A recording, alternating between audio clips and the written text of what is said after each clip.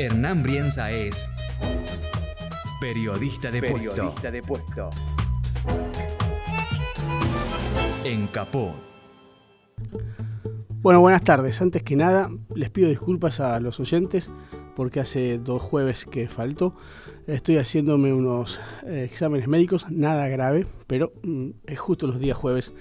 Así que por eso, justo los jueves a las 18 horas. Por eso es que no pude estar acá los jueves anteriores. Y hoy les voy a pedir disculpas porque mi tardanza tiene que ver con un estado de angina y además con una conjuntivitis que me pasó el compañero Martín García el miércoles pasado cuando estuvimos en un programa de radio. Así que tengo todo el ojo tomado. Esto es solo para que sepan por qué se producen estas irregularidades, nada más que por eso. Y ahora sí, a meterse de lleno en el tema de esta semana. ¿Cuál es el tema de la semana, no? El tema de la semana en realidad para mí es cómo se van configurando los posicionamientos hacia el 2019, pero no solamente en una cuestión política, sino también en una cuestión más sociocultural, ¿no? Yo creo que lo que pasó el sábado en Luján fue muy importante, pero que también configuró un sistema de viejas alianzas, tanto en el sector que uno podría decir el sector nacional como el sector liberal. Esa marcha en Luján replica algún sistema de alianzas del peronismo clásico, ¿no? Está allí la Iglesia, está la CGT, están los movimientos sociales, pero también están los arietes con los cuales el peronismo siempre golpeó para negociar al sistema que el liberalismo conservador había instalado en la Argentina, ¿no? Y yo creo que eso es una cuestión que hay que tomar nota, porque no se hace política sin recursos y no se hace política sin grupos de presión. Cuando un partido político o un movimiento pierde esas también corporaciones, lo que pierde es posibilidad de negociación con el adversario. Y yo creo que hay que pensar Luján como una articulación de poder real que siempre tuvo el peronismo y que siempre tuvo el movimiento nacional para poder enfrentar al sector liberal de la Argentina. ¿Por qué? Porque lo que hay que contar es qué sectores corporativos tiene la derecha en la Argentina, ¿no? Y cuando digo la derecha, me refiero a la derecha posicional, no a la derecha cultural, porque hay algo que es extraño allí, ¿no?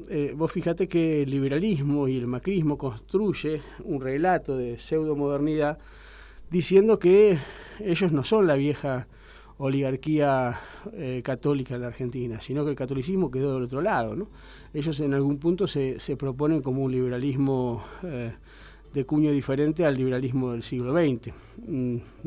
Ese divorcio de la derecha liberal con la Iglesia Católica habla de dos cosas. Habla de que la Iglesia Católica no es la misma que la de la dictadura, por ejemplo, pero también habla que la derecha no es la misma que la dictadura. La derecha liberal macrista, que es capaz incluso de hacer como que apoya una ley tan importante como la de la interrupción del embarazo asistido, jamás podría decir que es la misma derecha que la dictadura militar. Eso significa que te acorrala un poco a vos a pensar nuevas estrategias de modernización de tus propios grupos de presión. El hilo conductor, no me acuerdo quién fue, que con mucha ironía dijo, la iglesia es la misma iglesia que sostuvo a la dictadura militar, la que ahora sostiene a los corruptos. Esa hilación es una hilación muy interesante, obviamente es falsa, pero es muy interesante porque es efectiva.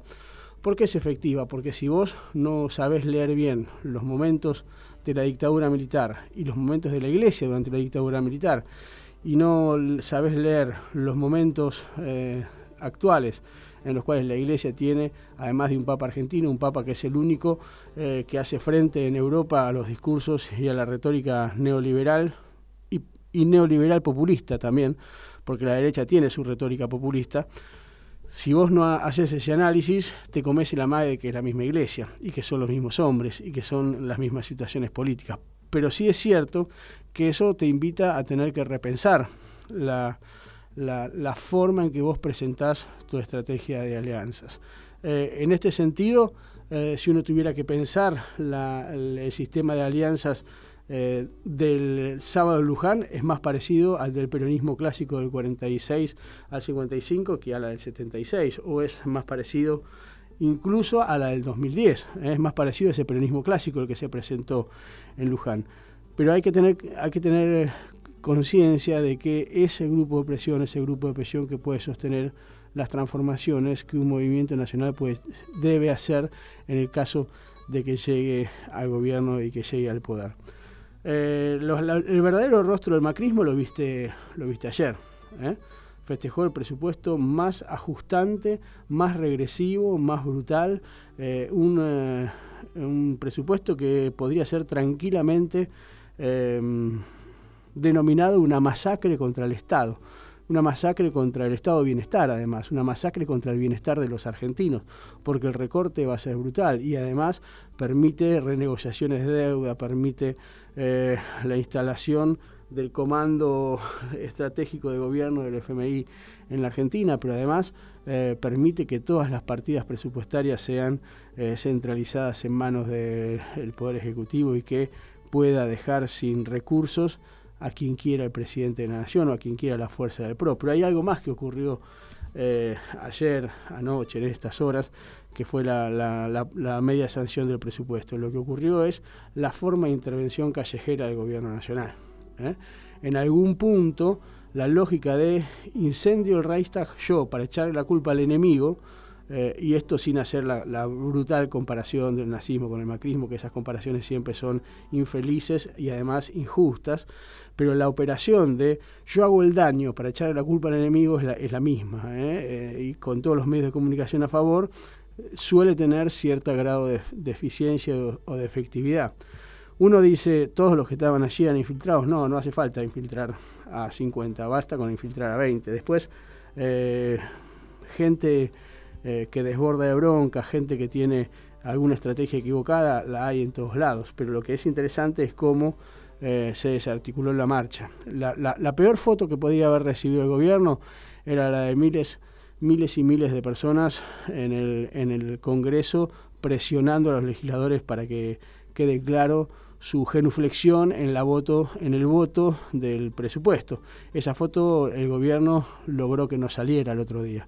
¿Por qué logró que no saliera? Porque apenas empezó la marcha, empezaron los disturbios de un grupo de 50 personas que después algunos de ellos, y uno nunca sabe cuánto desierto hay en esto, algunos de ellos aparecen de un lado y del otro del mostrador en cuentas de Twitter, en cuentas de Facebook, en las redes sociales. Vos no sabés en realidad cuánto hay desierto, si esas fotos son de ahora, son de antes, son de Argentina, no son de Argentina, pero lo cierto es que la sospecha de que el gobierno utiliza la violencia para generar una violencia y responder con una violencia mayor, que es la represión, y después además salir a cazar militantes y dirigentes sociales que ya están previamente señalados con el dedo. Es decir, la operación es completa, ¿no? Infiltran, generan la violencia, después salen a cazar y a reprimir a dirigentes sociales que están allí generando una protesta pacífica y una protesta ciudadana. Si uno analiza la jugada del gobierno, es una jugada de muy alto voltaje. Y obviamente es una jugada de tipo mafioso. Es decir, yo genero la violencia para extorsionar y después poder reprimir como es mi primer intención. ¿Gana el gobierno con esto? Yo creo que ya no. Y creo que acá es un poco la idea respecto de qué ocurre en estas horas. Yo creo que se parece mucho a la ley jubilatoria. Primero, ¿por qué? Primero porque pone en la mesa una violencia que no está instalada en la sociedad. Claro, intenta ponerla del lado de los manifestantes, pero es tan obvia la maniobra que para la gente relativamente inteligente esa maniobra no alcanza a generar un sentido en favor del gobierno. Por lo tanto, lo que se produce allí es un mayor desgaste en los sectores que miran con atención y con algo de suspicacia a la política. Pero también hay algo que es cierto. Si un gobierno no utiliza la violencia de entrada, la tiene que utilizar solo sí cuando ya pierde poder. El poder y la hegemonía no se ejercen con violencia, se ejercen con legitimidad. La violencia se utiliza cuando se pierde la legitimidad, cuando se pierde el apoyo popular, cuando vos tenés que utilizar la fuerza porque no tenés la razón. No me refiero a la razón en términos de verdad, sino a la razón en términos de capacidad de narrar un relato que pueda convencer a una mayoría. Y yo creo que allí es donde el gobierno demuestra su debilidad. Más allá de muchos que creen que es un momento fuerte del gobierno, yo creo que es un momento de gran debilidad. Y creo que hay que aprovechar ese momento de debilidad del gobierno, porque es un gobierno que termina enfermando el cuerpo social de los argentinos. Y yo creo que la recuperación del tejido social de los argentinos es algo que va a llevar lustros recuperar. No solamente porque aquella grieta que se abrió, aquella contradicción que siempre estuvo abierta, pero que es cierto que se abrió y empezó a supurar en los años cuando gobierna el peronismo, cuando gobierna el kirchnerismo, pero es cierto que esa grieta hoy tiene una mayor irracionalidad y una mayor carga de resentimiento que la que tenía hace unos años. Y eso es responsabilidad del gobierno. Es responsabilidad del gobierno porque generó una política de aprietes mafiosos y de cacería hacia aquel que piensa diferente y aquel que actúa diferente. Veremos cómo sigue la cosa. Nosotros nos quedamos aquí. Yo sigo un poco enfermo, yo creo que o el macrismo termina conmigo o yo termino con el macrismo.